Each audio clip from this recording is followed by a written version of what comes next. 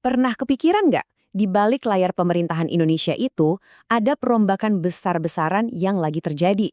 Ini bukan cuma soal aturan kecil yang diubah loh, tapi ini adalah sebuah evolusi, sebuah usaha raksasa untuk mengubah birokrasi yang mungkin tadinya kaku menjadi sesuatu yang jauh lebih modern, adil, dan juga strategis. Nah, kali ini kita akan coba telusuri jejak-jejak perubahan itu, mulai dari tahun 2015 sampai apa yang terjadi sekarang. Oke, jadi dari mana sih semua ini berawal? Ternyata akar masalahnya ya seperti biasa, seringkali soal uang. Lebih tepatnya lagi, sistem penggajian PNS yang di tahun 2015 itu, wah udah dianggap ketinggalan zaman banget. Coba deh bayangin, ada seorang PNS di Jakarta di mana biaya hidupnya selangit, tapi gajinya sama persis dengan rekannya yang tugas di Papua yang mungkin biaya hidupnya jauh berbeda. Nah, sistem lama inilah yang dianggap menciptakan ketidakadilan. Pendekatan satu ukuran untuk semua kayak gini, jelas udah nggak relevan lagi untuk negara kita yang super beragam ini kan? Terus solusinya apa? Ya meninggalkan sistem lama yang kaku itu dan beralih ke yang namanya sistem klaster. Ini perubahan yang fundamental banget loh. Artinya pemerintah nggak lagi melihat PNS sebagai satu kelompok seragam, tapi sebagai individu-individu yang hidup di konteks ekonomi lokal yang beda-beda. Kuncinya di sini adalah keadilan. Jadi, gimana cara kerjanya struktur gaji yang baru ini? Gini, gaji pokok itu ibarat fondasinya, sama untuk semua secara nasional. Nah, di atasnya ada dua lapisan lagi yang sifatnya variabel. Pertama, ada tunjangan kinerja, ini buat menghargai siapa yang kerjanya bagus. Dan yang paling revolusioner, ada yang namanya tunjangan kemahalan. Inilah komponen yang menyesuaikan total gaji kita dengan realita biaya hidup dimanapun kita bertugas. Oke, masalah gaji yang lebih adil udah coba diatasi. Terus muncul pertanyaan baru, buat apa gaji bagus kalau jenjang karirnya nggak jelas? Nah, inilah yang jadi fokus pemerintah di tahun 2021. Reformasinya diperluas. Dari yang tadinya cuma mikirin dapat apa, sekarang jadi mikirin bisa jadi apa. Pemerintah pun memperkenalkan konsep pola karir. Jadi, lupakan deh zaman di mana promosi itu rasanya acak atau nggak bisa ditebak. Tujuan utamanya adalah menciptakan semacam peta jalan yang transparan. Jadi setiap PNS bisa lihat dengan jelas, oke, ini langkah-langkah yang harus gue ambil buat sampai ke puncak karir. Nah, seperti yang ditekankan oleh Kementerian Pan-RB, ini tuh intinya soal memberikan kendali kembali ke masing-masing individu. Dengan peta yang jelas, seorang PNS bukan lagi cuma jadi penumpang pasif, tapi bisa jadi nahkoda untuk kapalnya sendiri. Ini soal pemberdayaan loh. Di peta ini ada beberapa jalur. Yang pertama ada jalur horizontal, atau yang biasa disebut mutasi. Anggap aja ini kayak pindah ke divisi lain tapi di level yang sama.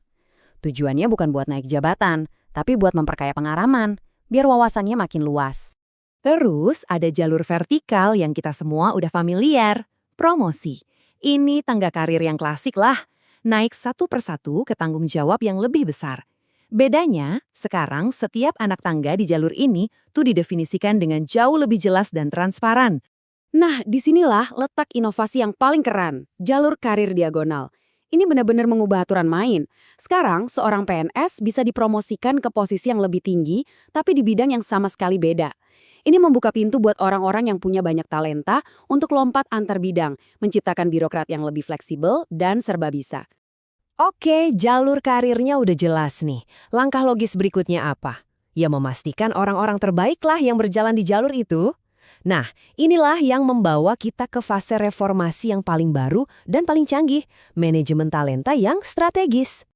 Dan ini dia landasan hukumnya. Peraturan menteri ini bukan sekedar dokumen biasa ya, ini adalah cetak biru, sebuah rencana besar untuk secara aktif mencari, mengembangkan, dan menempatkan para pemimpin masa depan bangsa di posisi-posisi yang paling strategis. Jadi tujuan akhirnya apa sih? Anggap saja ini seperti membangun mesin pembangunan nasional. Tujuannya adalah memastikan setiap mur dan baut penting di mesin itu diisi oleh orang terbaik. Biar apa? Biar mesinnya bisa berputar lebih kencang dan lebih efisien untuk kemajuan Indonesia. Manajemen talenta, kedengarannya canggih banget ya. Tapi sebenarnya apa sih artinya dalam praktek sehari-hari? Oke, ayo kita bedah satu persatu mekanismenya. Pertama-tama, kita luruskan dulu definisinya. Dalam sistem ini, talenta itu bukan berarti semua pegawai. Bukan. Ini adalah sekelompok orang pilihan yang dinilai bukan cuma dari kinerja mereka hari ini, tapi juga dari potensi mereka untuk jadi pemimpin di masa depan. Artinya gini, promosi itu bukan lagi soal hoki atau kenal siapa. Dengan adanya rencana suksesi, pemerintah secara proaktif nyiapin bangku cadangan yang isinya kandidat-kandidat terbaik.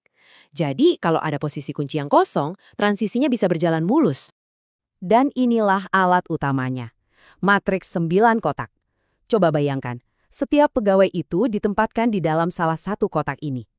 Sumbu yang ke kanan itu mengukur kinerja mereka sekarang.